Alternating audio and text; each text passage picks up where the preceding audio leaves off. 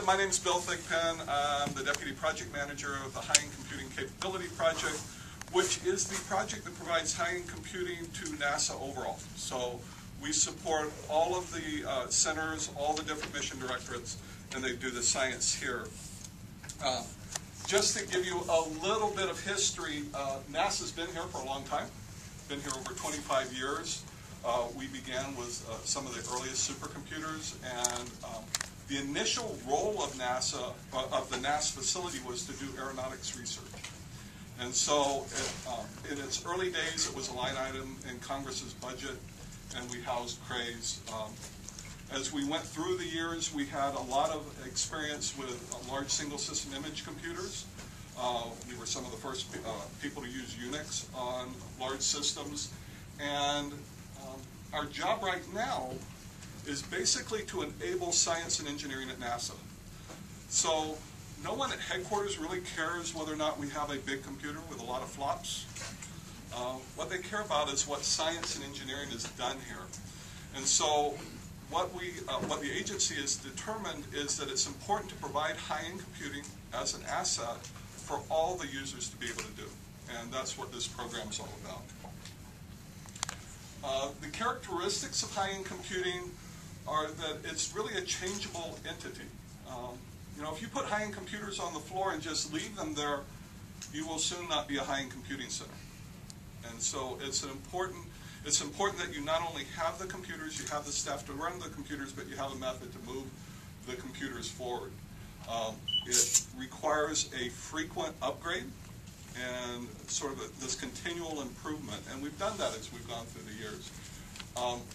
The strategy here is that we not only can leverage industry's advancements, but we also have to work closely with industry. And so we've developed partnerships with various companies like Intel and SGI and IBM to make sure that the compute capabilities that come out will meet the agency's requirements as we go forward. I want to talk about three different types of computing that we provide. The first is capacity computing. This is really the ability to run a lot of jobs. And a lot of these jobs tend to be engineering related. And we like to say that they're sort of small jobs that we're running, that our small jobs are like 1,000 cores. And so we run thousands of 1,000-core jobs through our system to do things like parameter studies, look at design trade-offs, to come up with sort of the best environment as we go forward. The second type of computing I'd like to talk about is capability computing. And this is what most people think of when they think of high-end computing. It's the type of computing that you need a high-end computer to even do. It's not possible to do this on a smaller system. So we have users who regularly run jobs in the 20,000 core range. And so there aren't a lot of computers in the world that would allow this type of thing to go on, but there particularly aren't a lot of systems around the world that would allow multiple ones of these to occur, along with all the other jobs that we're running. The couple of keys here is the CPU count, but also the time to solution. So it doesn't help scientists if it takes them 2 years to run their job. They'd sort of like to get an answer in this lifetime. And then the last is really the time-critical work. And the best way to describe the time-critical work at NASA has to do with tests that are running during a mission. And so prior to 2004, high-end computing never played a role in the Space Operations Mission Director, the people who run the shuttle and run the space station. And the reason was, in order to do a full simulation of a shuttle re-entering the atmosphere, it took us 1 month. Well, the shuttle's not up there for a month. So to find out what would happen based on damage that the shuttle sustained on a launch, if it took you a month, it's no good. With the advent of Columbia, that month went down to 1 day. Every single launch since 2004, part of our systems are put on standby to have addressed any of the issues that came up during the launch. A bunch of high-speed cameras, looking at the launch vehicle, any damage that was incurred, We would then run simulations on reentry based on that damage. And so when you watch CNN and they said, hey, there's simulations run and they've determined they needed to do a spacewalk, those simulations were done here. Another area that's really into, for time-critical computing has to do with climate or weather modeling. If you look at hurricane forecast, the Hurricane Center generally does a 5-day forecast. If it takes you 6 days to run that simulation, it's not going to help you very much. And so, in reality, you have like less than an hour to run that simulation to feed it into their whole spin that they go through. Do people here like computers? Yeah, my degree is in computer science. I love computers. I've been with them for a while. Thus the gray hair. We actually have 4 computer floors. We'll be taking you on our main computer floor, which is sort of on top of us, so hope this building is built well because it's kind of heavy. Our main system right now is Pleiades, and you'll see all the Pleiades when we go upstairs. The second system is Columbia. Columbia used to take up this entire area, but Columbia went in 2004, and it's gotten smaller since then. It's being phased out. Our hyperwall actually sits on the other side of this wall here. It's our data analysis and visualization cluster. Tell you a little bit about Pleiades. Pleiades is the largest InfiniBand cluster based on the number of nodes that are hooked to it in the world. It's a dual-plane 11D hypercube. So everyone knows what that is, right? You know what hypercubes are. Okay, so essentially, each of the racks has multiple switches in it, and those switches, there's not a big centralized switch anyplace, and so all the connections go all over the room. Yeah. Bring the lights down. Yeah, go ahead. And we'll explain that when we get upstairs. We'll show you how that whole connection is set up. We have 3 generations of processors on the floor. The Harpertowns were the original systems that went in. They went in 2008. We have 92 of those. There's 565 teraflops, 2,650 SBUs. What's an SBU, you might ask? An SBU is a unit of work that is normalized across our architectures. And so if you look at the Westmere racks, which is the third down, there's only 70 racks of Westmere's, 630 teraflops, but 4,480 SBUs. SBUs are real important when you're trying to figure out whether or not to turn computers off, because it lets you know how much real work you can get done on the computer. And then you can look at what it costs you to run that computer to determine whether or not you should keep it in. We also have 2 racks of what's called a Coyote, and they're actually GPU enhanced nodes. And so each of the nodes essentially has 2 Intel Xeon processors on it, and the memory that goes with those. On the case of the Harpertowns, it's 1 gigabyte of memory per core. In the Ames, it's 3 gigabytes of memory per core. Westmere is 2 gigabytes of memory per core. And on the Coyotes, it's 4 gigabytes of memory per core. But it also has a GPU, which is a new NVIDIA M2090. And it's essentially the same as 1 rack with GPU enhancements, but to do that, we had to have 2 racks. There's 23,488 processors across the whole system, 11,648 nodes. 8 login nodes, there's 2 home file systems, 9.3 petabytes of storage that hook the system up. Columbia, as I said, this is being downsized. When Columbia was built in 2004, it was the fastest computer in the world for about a week. Then they declared Blue Gene at IBM, and so it was the second fastest computer in the world. It was probably the most productive computer in the world for about a year. It was the first successful deployment of a Constellation-class cluster. You'll notice all the nodes we had on Pleiades. On Columbia, we only have 4 nodes, but those nodes are really big. One of them has 512 cores, 2 of them have 1,024 cores, and one of them has 2,048. Just a little bit of information. This site was the first site for the successful deployment of a 64-core single system image, first 128, first 256, first 512, first 1024, first 2048. So we've really pushed that as it goes forward. And finally, the hyperwall is our data analysis and visualization cluster. And a lot of places have these large display devices. And the thing about this display device, though, is the power behind it. Each of the screens, and there's 8 by 16 of them, each of those has a pretty powerful graphics node behind it. And why do we care about that? Well, we care about that because this is where we do our graphics processing. And it's not just about showing the pretty pictures, it's about generating things that are going to help the scientists and engineers. And one of the things that was developed here had to do with concurrent visualization. And this is the ability to do visualization during an actual simulation.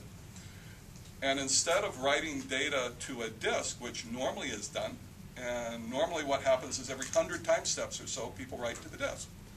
And then after the simulation is completely done, and they read in that data, they process it, and they build their visualizations to really understand what's going on.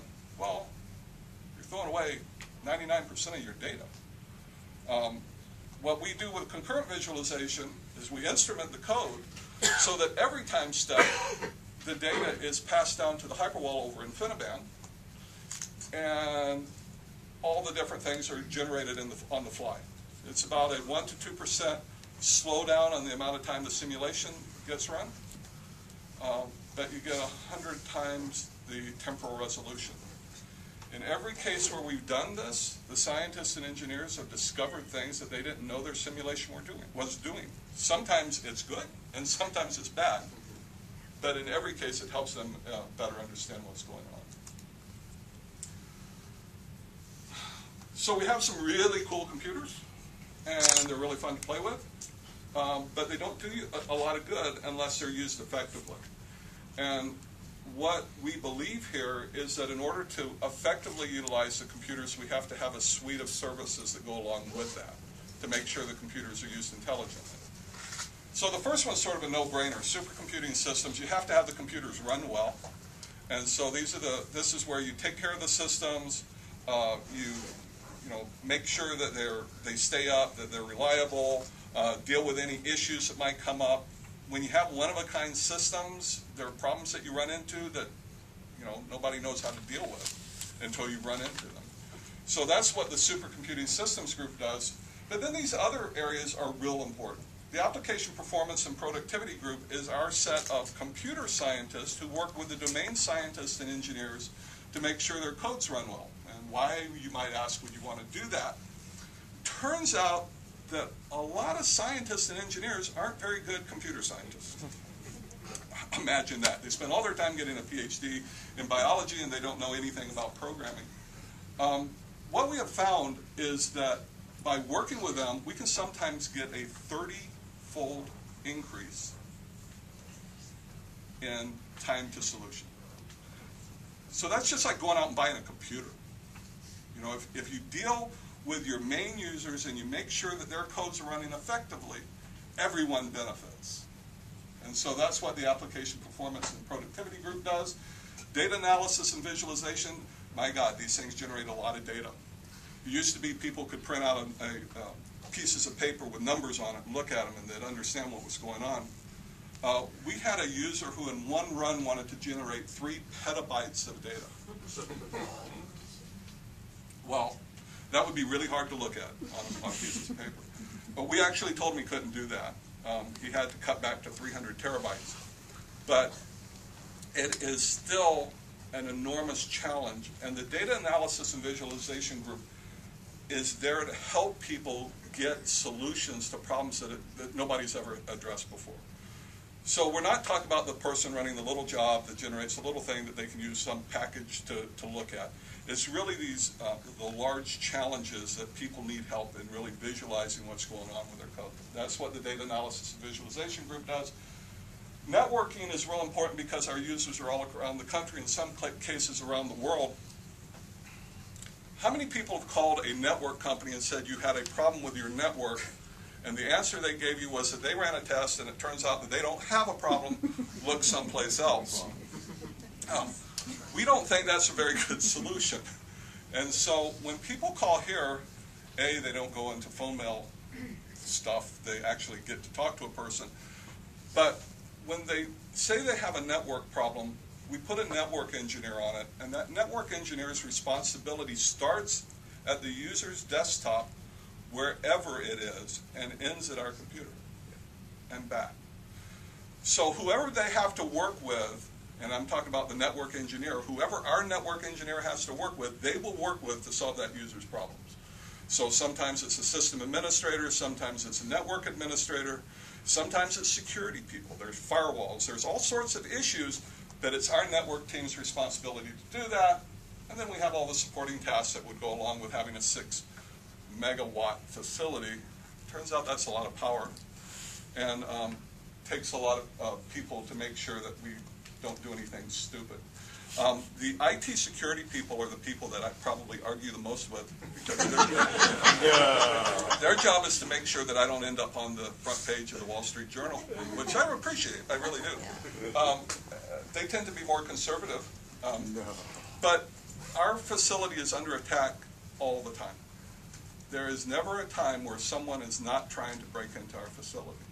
And so it's very important that they do their job, and they make sure that only the people who are supposed to be in here can get in here. User services, we have a 24/7 operation. Our phones are manned 24/7. We have people that walk the floor 24/7. Turns out when you have really expensive computers on the floor, I don't want to get an email at home that it's burning up. You know, I'd really like to have somebody notice that before it burns up. And so we actually have people here all the time. And then internal operations takes care of other things. Let's see.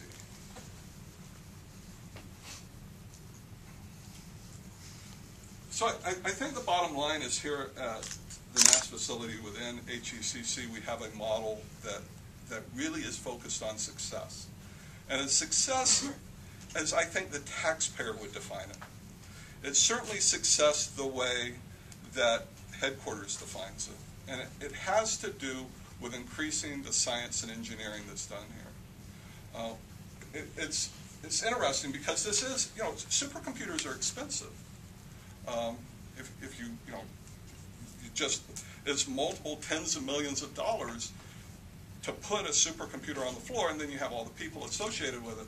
But I think recently we had a review, and in that review, we had an experimental fluid dynamicist, or another name for a wind tunnel person, come and describe the types of tests that they do to build rockets, because that's what he did. He built rockets. And so he said they do 3 types of tests. They do flight tests, they do wind tunnel tests, and they do fluid dynamics tests on the computer. A flight test is $500 million. A wind tunnel test is $2 million. A CFD test is $2,000. Now, doing tests on supercomputers does not stop the need to do wind tunnel tests and flight tests. What it does is it cuts down a lot on the number you have to do. And so I will tell you that one of those flight tests pays for more than a decade of what we do here. So it's an important way for science and engineering to do. I talked to you a little bit about that user, or one of our users who runs the 20,000 core job. In one run, this is a user from San Diego. In one run, he answered 2 fundamental questions in physics that had never been solved before. And he was able to do that because he was able to run at scale. He was able to run, and the actual core count, I think, on these was like 18,000 something. And he was able to run for days at a time. And that allowed him to answer those questions. And so, I think, because I'd like you guys to be able to go upstairs and see the computers, and that this is a good time to say, are there any questions? Yeah. You talked about the real-time visualization, Yes. visualization. Can you stop and go back? When something flies by, I imagine the scientist is like, what was that?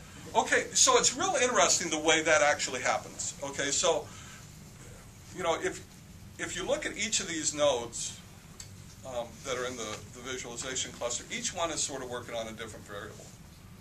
And each one is developing a movie that is output. Well, the movie's just an MPEG movie. And so basically what they're developing is every time step they're developing a frame. Okay? And so what happens is what the user is seeing is this looping thing. You know, the first one's sort of boring because it's just one frame. The second one, so it takes, as it's going through, you're getting more and more frames, and it's just looping, right? And another real nice thing about that and that technology is, it uses a lot less space, you know, to have the final products. They're still doing the writes to disk upstairs on, you know, whatever frequency they're doing them. You know, some are 100, some are 1,000. But they're doing that right. But essentially, the scientist is seeing this loop, and they can do anything you can do with an MPEG movie. They can stop it, back it up, you know, do whatever. And that can be piped anywhere. They don't have to be here. And so, essentially, they can look at any variables that they want that are being generated wherever they are. And it's real cheap to send that stuff over the network. Yes? And in fact, your users are, I mean, how many are here versus at Langley or wherever they may I actually have a chart. I have to get to it. Most of our users are not here. And this is where they are. Oh, wow. Cool. That would make sense. And so, and the 149 are not all here. That includes Stanford and UCSD. Okay, so you do have to be connected to the open internet in some sense to let everybody. Yes, play we it. absolutely are connected to the open internet, and that's why we're always under attack. Yeah, I get it. Essentially, the way our systems are set up is we have secure front ends that are the only things that the real world can see. Mm-hmm. And those secure front ends are really tightened down. They're very sort of stupid things. All they allow you to do is log in. Right. And when you log in, it requires dual-factor authentication.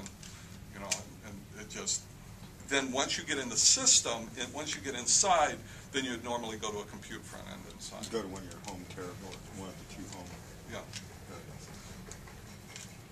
Yes. Besides the 1 week of Columbia's showing, Yeah. what notable things did it accomplish? So it was the first successful installation of a Constellation-class cluster. There's actually an award that we have out there that we received in 2005 as the most significant thing that was done in high-end computing in 2004. Columbia really changed the way NASA did science and engineering. Columbia represented a 10-fold increase in high-end computing for the agency. Not for this facility, but for the agency. The NASA had decided at that point, after feedback from Office of Management and Budget, that high-end computing was an important thing that needed to be funded at the agency level. And so until Columbia, SOMD, the Space Operations Mission Directorate, was never able to simulate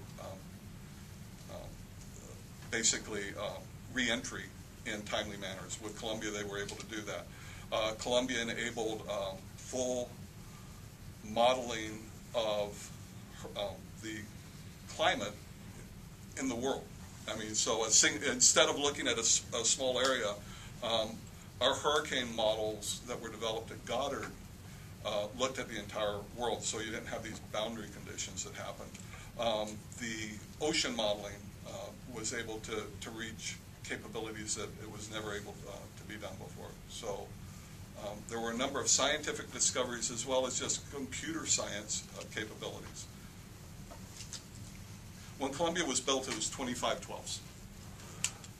So, Yes. Oh, I'm sorry, there was a question back here. Do you do routine work as well, or is it always just experiments that sort of get done and then they're done and you move on to the No, so we have to be able to do all the types of work that require high-end computers for NASA, okay?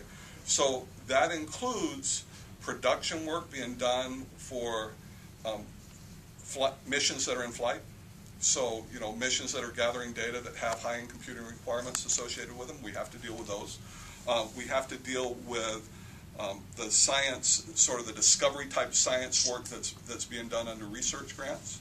We have to be able to deal with engineering type work where they're designing spacecraft or designing airplanes. So it's sort of the broad gambit. But nothing like National Weather Service weather modeling every day. Same thing We did, so we did do that with hurricane modeling when the Hurricane Center was interested in the model that Goddard had developed. No, that's not our role, that's NOAA's role, but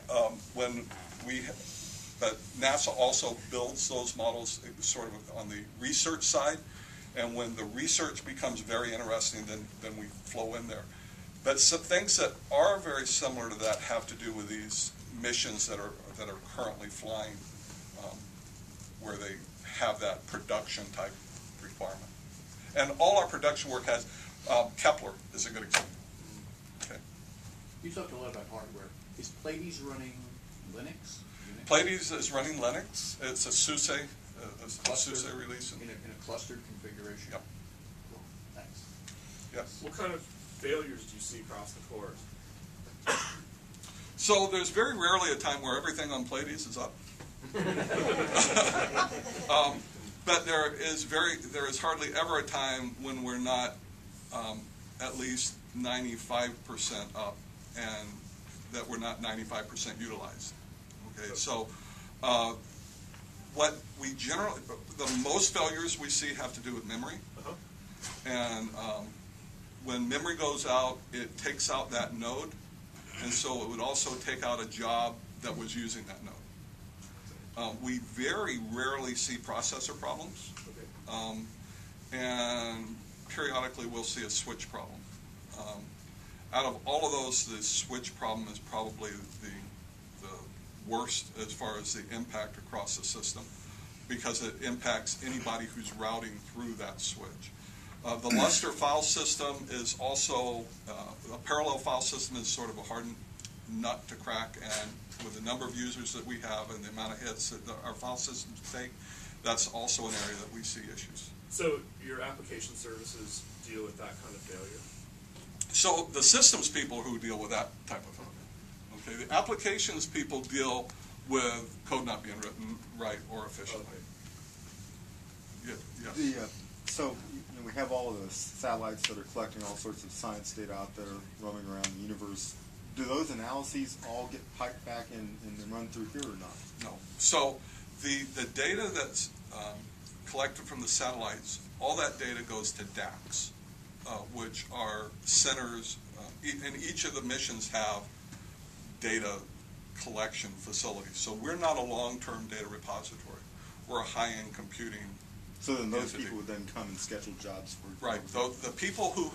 Not all data that's collected from satellites requires high-end computing to process it. Okay? And so the data that requires high-end computing to process it, then they would move the data into our facility and process it. Any other? Yes? So the guy running the 20K experiment for days, when one of those nodes has a memory failure, does he have to start over? No. So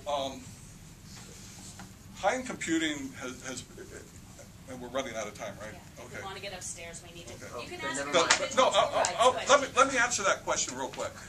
High-end computing, the way people have evolved, they understand that failures are going to occur. And so what they do is they'll write out enough data to restart at certain points of time in their job.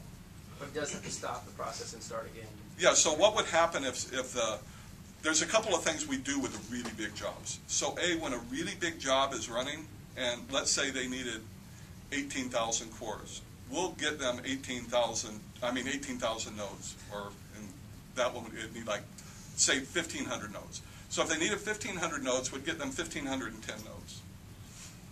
And if they said they wanted, 20 hours, we'll set up a reservation for like 24 hours. And so if they break and a node went bad, we'll just use one of the other nodes that we had. And so they'll just be able to restart back up, and they won't have to go back into the queue to get in. Okay? And so now we'd like to take you upstairs. It is a live computer floor. Please do not reach inside the computers and touch things. You shouldn't climb on them. And we've had people do that. And understand that it's a raised floor, so sometimes the floor tiles will wobble a little bit.